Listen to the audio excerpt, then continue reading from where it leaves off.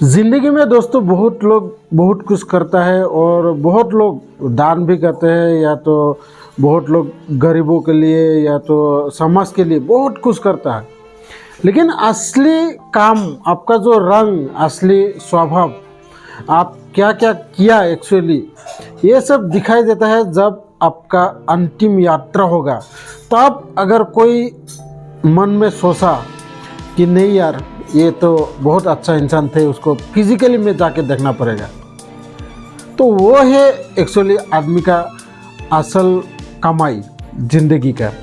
और ये कमाई है ना, हमारा भारत में जुबिंदा ने दिखाया आसाम से, जो ऐसा एक सिंगर था बॉलीवुड के जैसे इंडस्ट्री को छोड़कर वापस आसाम जाकर उनके लिए जिया, जिन्होंने उनके लिए आज इतना प्यार जताया, इतना सपोर्ट किया।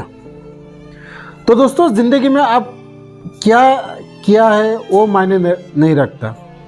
ज़िंदगी में ये मायने रखता है कि आप वही काम कैसे किया, किस तरह से किया, और लोगों ने उसको कैसे एक्सेप्ट किया।